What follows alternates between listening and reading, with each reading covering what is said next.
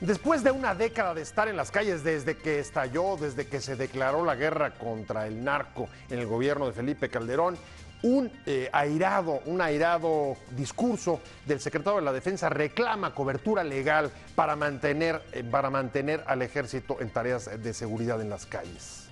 No es la primera vez, ya se había dado, pero esta vez la respuesta del Congreso fue ofrecer convocar para enero próximo un periodo extraordinario para sacar la ley de seguridad interior. ¿Por qué en este momento este reclamo airado del ejército?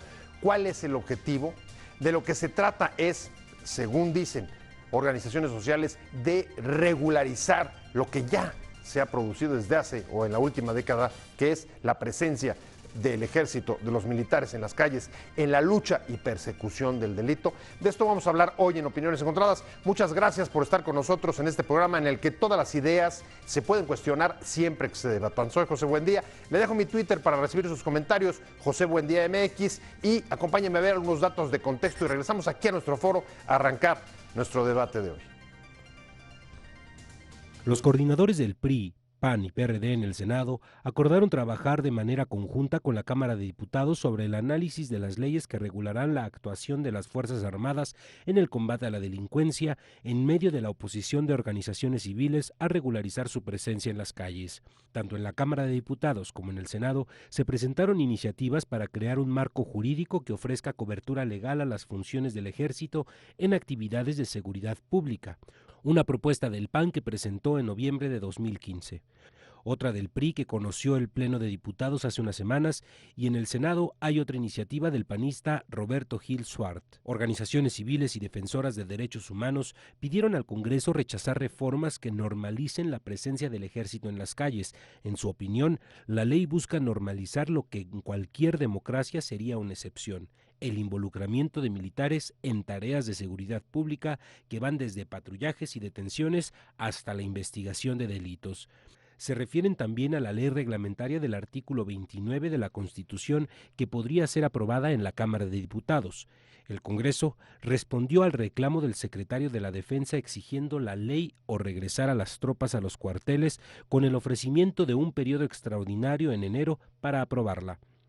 Después de casi una década en las calles en la lucha contra el narco, la ley busca regularizar su situación o regresarlos a los cuarteles. Posiciones. 1. El general Cienfuegos reprochó una vez más que los legisladores y otros sectores gubernamentales no estén haciendo su tarea en el combate al crimen, principalmente la reestructuración de los policías.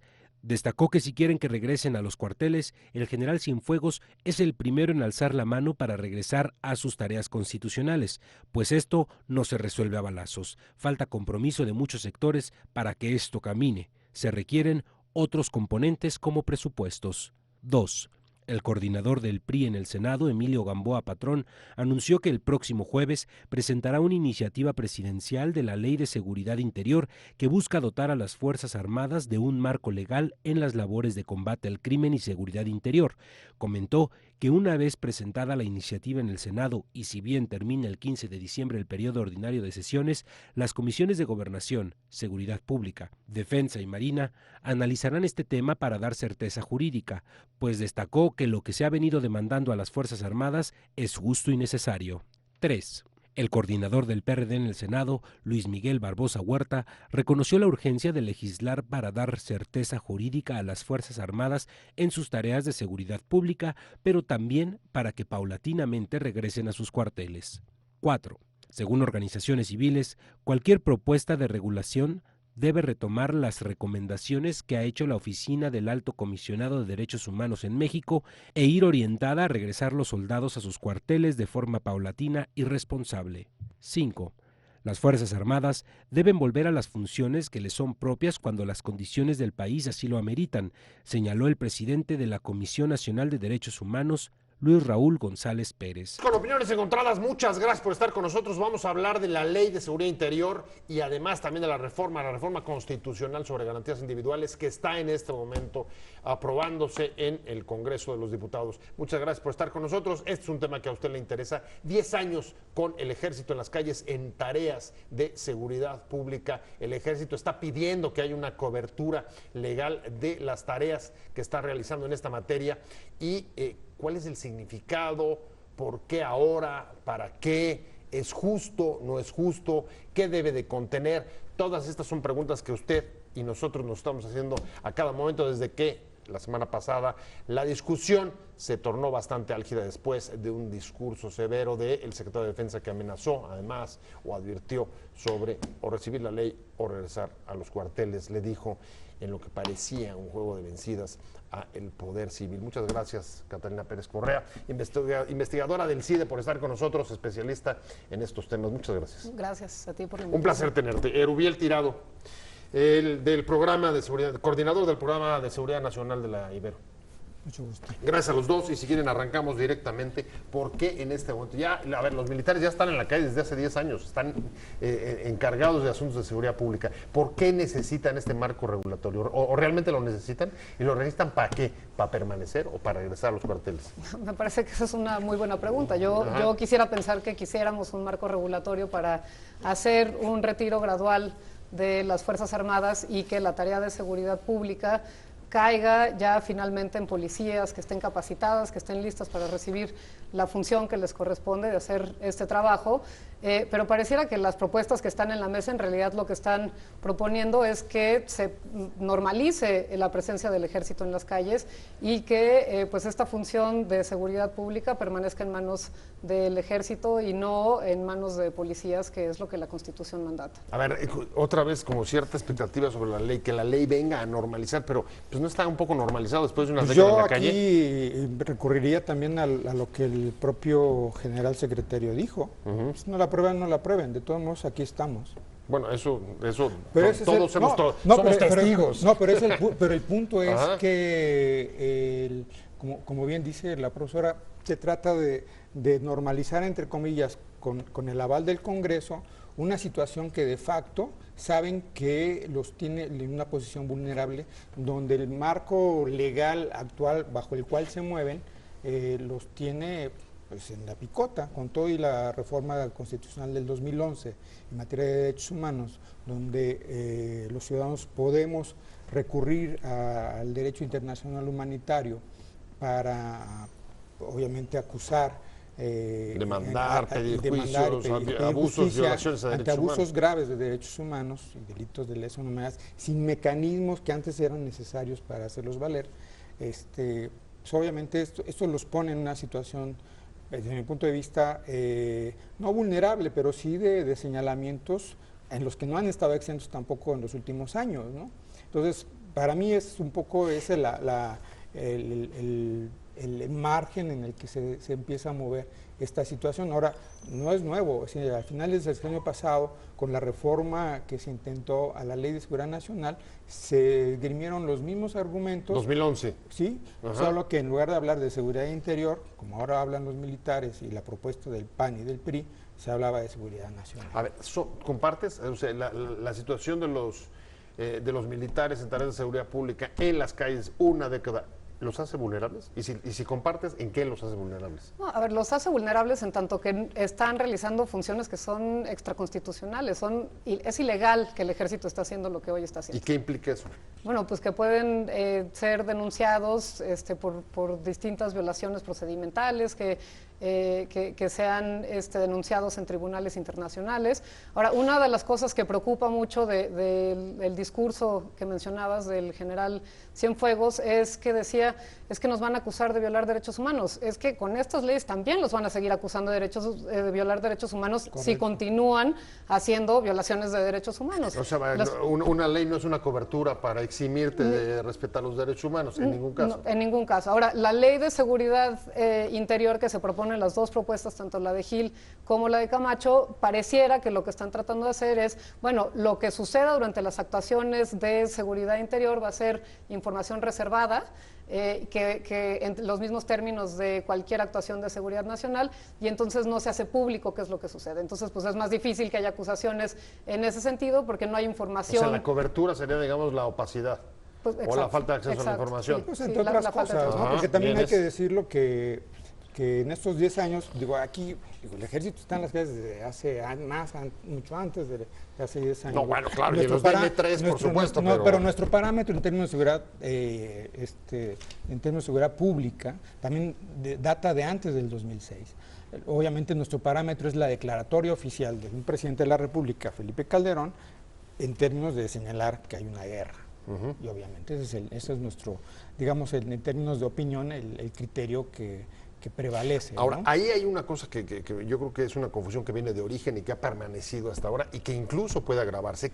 ¿Cuál es la diferencia o los contornos entre seguridad interior, entre seguridad pública, entre seguridad nacional? ¿De qué estamos hablando? ¿De perseguir el delito, de perseguir al narco, de, por ejemplo, posiciones frente a la protesta social? ¿Eso también se incluiría? Eso es bien importante. De entrada yo nada más acotaría la diferencia entre seguridad nacional y seguridad pública. ¿Y cuál es? La seguridad nacional tiene que ver con la prevalencia del Estado en sí, es del Estado-nación en su conjunto.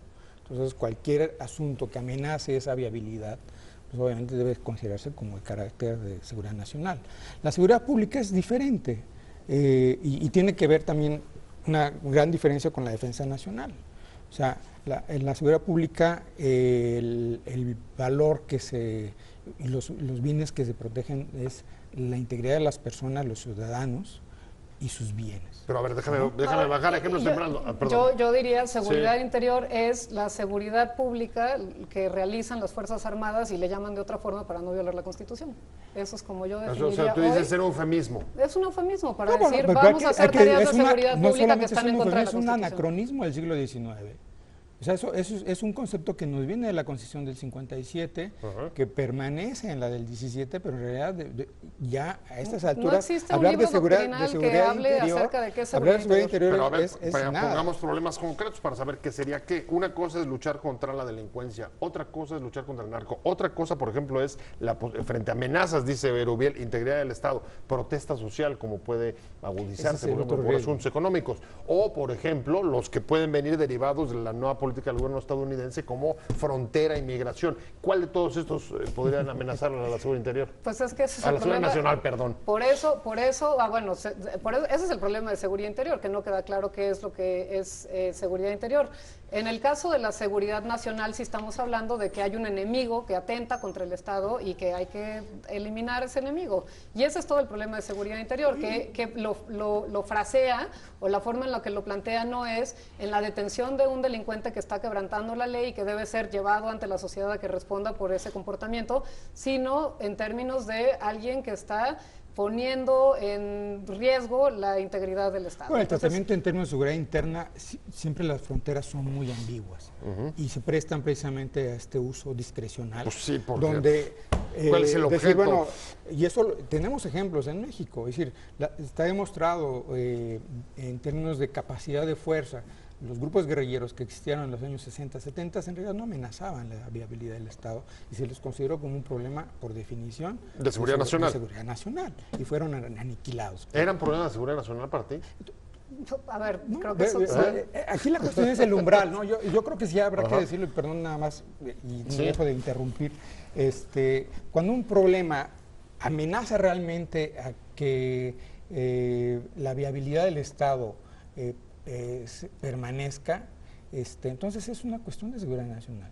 Es decir, no podemos meter todo eso, porque si empezamos con ese criterio un tanto paranoico y hasta neurótico, pues todos los temas terminan siendo de seguridad nacional. Toda la delincuencia entonces, aquí el punto es la gradación cuando un tema es de política pública ordinaria, se empieza a convertir en seguridad la seguridad alimentaria que tanto hablan, sí, cuando realmente nos empieza a faltar alimentos y tenemos gente que está muriendo de hambre, probablemente ahí sí ya, pero antes no.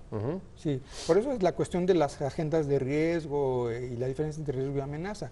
Pero eso es, no es una cuestión estrictamente teórica, pero sí es un criterio para la toma de decisiones, y a mí me sirve muchísimo para distinguir cuando los políticos nos mienten diciendo que le echa mucha crema a sus tacos, que esto es de seguridad nacional porque yo lo digo. Ahora, hay una cosa que me llama la atención y es la respuesta o la acogida que ha tenido el discurso de Cienfuegos.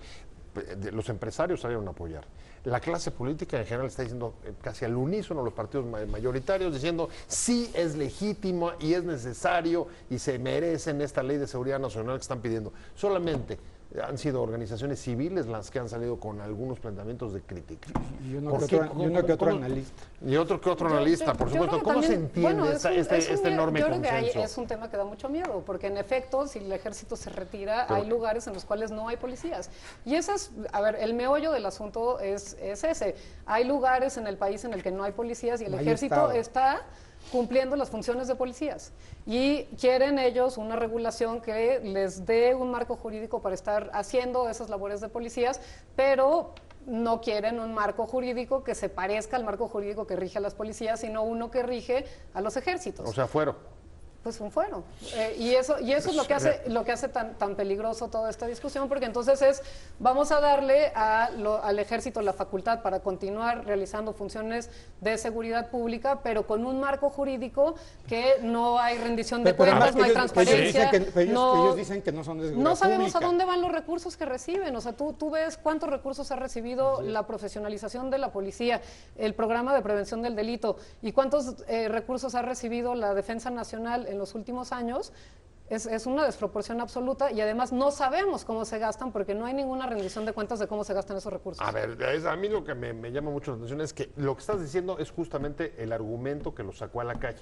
Pero precisamente hace 10 años ese fue el tema. Como los policías no pueden hacerse cargo de la lucha contra el crimen, hay que sacarlos a ustedes. Mucho antes, porque ese fue el motivo por el cual se creó con una semilla militar la Policía Federal Preventiva, ¿no? Por la misma incapacidad. Entonces llevamos cuando menos 20 años en el que nuestro sistema de seguridad pública no genera los policías con capacidades. Esas capacidades que deberían llevar al ejército a regresar a los cuarteles. Eso es una. La otra, quisiera nada más matizar el esquema de la intromisión, y eso hay que decirlo, del secretario de la Defensa en asuntos públicos. Realmente es un comportamiento deliberativo en democracia que no es riesgoso en las democracias débiles o en transición como la nuestra. O sea, es riesgoso, ¿no? digamos, claro, no debería hablar que la cúpula militar salga a pronunciarse respecto al poder civil. ¿Cuándo acuerdan o de cuándo se acuerdan ustedes que un general haya salido a hablarle de esa forma al presidente? Bueno, ¿recordabas algún pronunciamiento tan, ya no diríamos fuerte, sino además tan dirigido, porque el reclamo fue directamente a Gobernación de un secretario de la Defensa? La gobernación de la clase política. En general, realidad, es cierto. Yo sí me llama la atención porque no hay antecedentes de este nivel de deliberación y de tono, yo diría que hasta intransigente. ¿Es un pulso, al poder civil? Yo creo que no, porque no hay poder civil que se le esté resistiendo. O sea, y la sociedad civil y algunos analistas realmente pues nos quedamos más bien chiflando en la loma. Pero en realidad, y allí viene una diferenciación importante cuando hablamos de relaciones político-militares, que es lo que estamos viendo, o relaciones civiles militares. Aquí estamos viendo cómo se está relacionando desde hace rato el poder militar con el poder civil, y donde el principio de supremacía del poder civil realmente está vulnerado o está debilitado o no existe. Entonces ese es el otro punto. En un momento difícil, tú lo decías, muy baja popularidad del presidente, muy bajo respaldo popular. Pues eso es lo que ahorita vemos. No hay una figura presidencial no hay un dirigente de partido que esté realmente llevando la batuta, el ritmo de hacia dónde va el país, y lo que tenemos ahí es quienes están llenando el vacío, el crimen organizado, la iglesia y ahora el ejército. Entonces entre la ausencia del liderazgo y la debilidad institucional, ese es el otro punto, y los factores de capital y fuerza son importantes, ¿no? Entonces yo creo que el debilitamiento o el juego, o el ver que una parte del estamento militar está jugando a la política, Eso es de llamar la atención. ¿Cuándo había dejado de pasar eso? Desde los, digamos, caudillos sobrevivientes de la Revolución. Yo esto no lo recuerdo nunca, y lo que sí es bien preocupante es, hace 10 años se lanzó esta estrategia sin un diagnóstico claro, se lanzó un operativo la que guerra se vio que contra las funcionó, drogas, quiere decir. y después se continuó con esta misma estrategia de mandar al ejército a resolver los problemas de seguridad en los estados. Hoy estamos a punto de pasar una nueva ley que básicamente consolida esta estrategia y no tenemos diagnóstico. No tenemos diagnóstico de cuáles son los problemas de seguridad en el país, no tenemos un diagnóstico que diga cuál ha sido el efecto de tener al ejército en las calles, no sabemos, ¿ha servido siempre?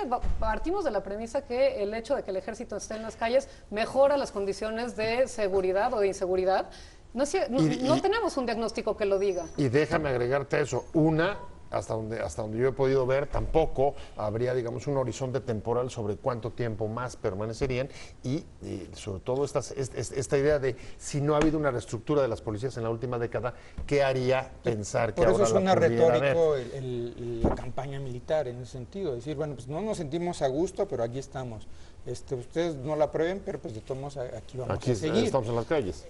Aquí el punto es que en realidad, y eso hay que decirlo, aunque no tengamos un diagnóstico con todas las de la ley, sí tenemos elementos claros e indicativos del fracaso de la estrategia de los últimos 15 años. O sea, a ver, 10 años en la calle y no ha bajado ni la violencia 10 años, ni el crimen. 213,000 muertos. Ese indicador sí lo tenemos, además y ahí está. Que en ese fracaso, los militares son parte responsable, es decir, no estoy diciendo que es culpa totalmente de ellos, ellos responden a órdenes, etcétera, lo que quieran, porque los tenemos también en las subestructuras policiales a nivel federal y a nivel local. Entonces, cuando los militares nos dicen es que hacemos el trabajo que no saben hacer los civiles, los de policías, perdónenme, pero han estado ahí cuando menos 15 años también los militares, en activo o con permiso, retirados o con permiso. Sí, lo que se llaman las operaciones conjuntas, ¿no? O también en la estructura, piden permiso y se van a dirigir secretarías de seguridad pública. Y después transminaron a nivel municipal. Eso está documentado. Sí, claro. Son parte la también famosa del lista fracaso. de militares retirados que están ahora sirviendo como secretarios de seguridad pública. Y hay otro fenómeno, ya después los tenemos ya como empresarios, los retirados que empiezan a dar seguridad privada. Pero ahora yo sí creo que hay algo rescatable del discurso del general, y es esta parte en la que él dice: nosotros no estamos preparados no nos entrenan para perseguir delincuentes. Y es cierto, ellos no están entrenados para hacer investigación del delito, que es lo que ahora se les quiere facultar a través de estos mecanismos, para hacer investigaciones periciales, para recabar información para investigaciones penales. Eso parece una autocrítica. ¿Están o no están? No están, claro que no. Están entrenados para eliminar un enemigo, porque son ejército. También suena un doble discurso ahí, porque ellos están realizando también espionaje. Se ha documentado esta actividad en la que realizan aprehensiones, realizan investigaciones, saben que no están capacitados para ellos, pero lo están haciendo. Y entonces una ley de seguridad interior validaría esto, de lo que yo creo que también es un doble, un doble nivel en el discurso del secretario, y hay que señalarlo. Entonces, porque así me dicen que en realidad ellos... Y aquí habría que rescatar un discurso mucho antes. Estamos desgastados, y eso sí es cierto, están desgastados. A ver, no puedo, pero si quieren sigo. Un poco es lo que está diciendo. Bueno, no estoy capacitado, pero ¿qué tal si me quedo? No quiero, pero si quieren que yo siga así, entonces denme lo que yo estoy quiero, pidiendo, pero que si es quieren, una ley que es un cheque en blanco para que yo haga lo que tengo que hacer. Y está en la ley sin ambajes. Hay un subprocedimiento donde dice: nosotros, a sugerencia de nosotros, entramos. Ahí está, en la ley. Hablando de la discusión que se ha reavivado en los últimos días en el país sobre la presencia de los militares en la calle, en la lucha contra el narco y haciendo tareas de seguridad pública, la demanda de una ley de seguridad interior que ha puesto sobre la mesa de una manera airada el secretario de la Defensa, Catalina Pérez Correa. Vamos a hablar también de la ley o la reforma al artículo 29 constitucional, porque tiene que ver con la suspensión o no de garantías, sino la forma, los mecanismos para hacerlo, que está en el Congreso. ¿Se aprobó ya en A comisiones? ver, en realidad es una ley que reglamenta el artículo 29 de la Constitución, que prevé... No es una reforma constitucional. No, no es una reforma 29, constitucional, okay. Es una ley que reglamenta el artículo 29 de la Constitución, que prevé la suspensión de garantías en casos de perturbaciones graves a la paz. Y este dictamen es un dictamen con una ley para que se pueda suspender garantías en el país. Se aprobó hace 10 meses en el Senado, pasó a diputados, cuando las personas se dieron cuenta que en el Senado a las 3 de la mañana habían aprobado una herramienta para suspender garantías en el país, pues todo el mundo se asustó y la dejaron dormida en diputados. Y el día de ayer, desde el viernes pasado anunciaron que iba a estar en el Pleno mañana. Y el día de hoy la Comisión de Derechos Humanos de la Cámara de Diputados se declaró en sesión permanente para la aprobación de esta ley reglamentaria. ¿Y de qué? ¿Cuál es la bronca? A ver, la ley reglamentaria... ¿Cuál es el punto? Pues la ley reglamentaria es otra forma, digamos, la ley de seguridad interior es una forma de regularlo de las Fuerzas Armadas, una forma distinta de regularlo podría ser a través de la suspensión de garantías. Se suspenden garantías en ciertos territorios del país y se da un mandato a las Fuerzas Armadas para que vayan y hagan frente a una situación de perturbación de la paz que exista. El problema de esta ley es que no tiene mecanismos de control. ¿Qué quiere decir eso? Bueno, tiene una de los artículos, dice que no proceden los amparos en contra de las disposiciones de la suspensión de garantías. Entonces, el Poder Judicial no se puede acudir al Poder Judicial para decir, oye, Poder Judicial, ayúdame porque me está sucediendo algo. El Poder Judicial no puede intervenir. El Poder Legislativo, que tendría que ser un contrapeso a lo que sucede durante la suspensión de garantías, el contrapeso que está previsto para ellos es que reciban un informe mensual de parte del Ejecutivo sin establecer cuál es el contenido de ese informe. Esto es lo mismo que se prevé en la de seguridad interior. Bueno, de hecho es un estado de excepción. El problema es que pero interviene el Congreso. Interviene el Congreso al inicio y después desaparece. Y tiene que señalar el tiempo y el ámbito territorial. Bueno, el tiempo lo tiene que señalar. Estado de excepción con respaldo popular. Y se puede prolongar. Se puede prolongar indefinidamente y no necesita el presidente acudir de nuevo al Congreso, si nos puede, bueno, no necesita acudir al Pleno del Congreso, lo puede hacer a través de la Comisión Permanente. Entonces, a ver, ¿cuál es el riesgo de esto? Colombia tuvo lugares en los cuales hubo 17 años de estado de excepción, 17 años, en el cual pues la Constitución no es válida. Entonces, estamos hablando de una norma que prevé que se suspenda la Constitución y, de nuevo, la forma en la que lo están haciendo los legisladores es en periodo extraordinario, a última hora, sin que se acepten opiniones de cuáles son los riesgos, y que pase ahí a la ligera y pues así se resuelve el problema de la normatividad de las Fuerzas Armadas. ¿Estás de acuerdo? ¿Esta podría ser o sustituir a la Ley de Seguridad Interior? ¿O tienen objetos distintos? Son ámbitos distintos de conceptos, pero al final del día, digamos, todavía es más ejecutiva la propuesta de ley de seguridad interior. Aquí, en efecto, pues interviene el Congreso, en la otra ni siquiera eso. Y el mecanismo de control que prevén es igual un informe al final de que termina la declaración de emergencia o riesgo, le llaman, a la seguridad interior, que repito, en el 2011 hablaban del riesgo a la seguridad nacional, le cambiaron el nombre. A ver, como forma de regular la actuación de las Fuerzas Armadas es mucho mejor el mecanismo de suspensión de garantías porque se le nombra como que está pasando, que es aquí no se aplica la Constitución y vamos con una cosa que es la intervención de las Fuerzas Armadas. No hay simulación. No hay simulación. Y además intervienen mecanismos de control internacionales que no están. El problema es que la propuesta concreta que está hoy por aprobarse, ahorita por aprobarse en la Cámara de Diputados. Y es una mejor cobertura legal para las Fuerzas Armadas, la declaración de excepcionalidad. Eso claro.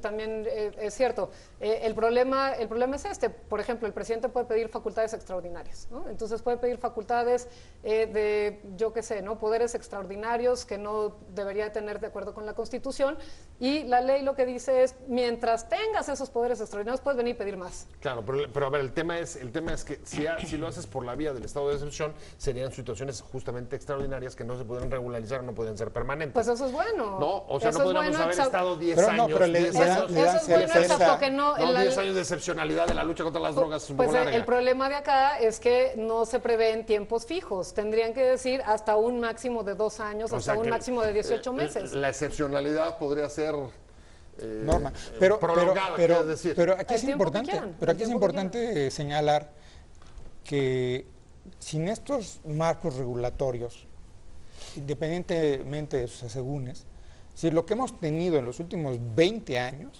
son mini estados de excepción totalmente anticonstitucionales. Para empezar, las bases de operaciones mixtas son inconstitucionales, ¿no? Entonces, lo que vendría siendo cualquiera de estos instrumentos validados por el Congreso sería de alguna manera darles esta cobertura legal, y si tiene mecanismos de control, que eso es por lo que deberíamos estar señalando que haya de efectivos mecanismos de control para que los abusos disminuyan, y si hay abusos se castiguen. A ver, ese avance de que señalas en los últimos 20 años, al mismo tiempo, digamos que las fórmulas civiles como el mando mixto congelado, el asunto de garantías y ley de seguridad interior, ese sí camina, el otro no camina. ¿Qué significa? Me estoy yendo contigo. No, a ver, creo que la razón por la que no caminan todos estos otros es porque no hay presión hacia los gobernadores. Tenemos, por ejemplo, los fondos que se dieron para la profesionalización de las policías. ¿Qué sucedió con esos recursos? Nadie sabe. Se fueron para otro lado, no se gastaron en donde se tendrían que haber gastado, y no importa, a los gobernadores, a los presidentes municipales no les importa, porque ahí está el gobierno federal que va a venir a resolver el problema de seguridad cuando yo no lo resuelva. A ver, pues si se preguntan dónde se debilitó, en caso que haya sido así el Poder Civil, pues ahí tienen una respuesta. Muchas gracias, Catarina Pérez Correa, por haber estado con nosotros. Se me fue el tiempo. La parte Muchas de la gracias. pública tiene que ir a la mano de estos temas. De ambos, en el 2008-2011 se estaba discutiendo el mando único con la reforma a la ley gubernamental y eran diametralmente opuestos. Pues ¿Y sí, dónde pero quedó esa propuesta? es que justamente, esa era la pregunta que hice. ¿Y dónde quedó? Muchas gracias, Urubiel Tirado. Muchas gracias a los dos por haber estado con nosotros. Me tengo que ir corriendo, que me están ya diciendo que se nos acabó el tiempo. Gracias a usted por haber estado con nosotros. Te invitamos a seguir cuestionando la información con los siguientes videos.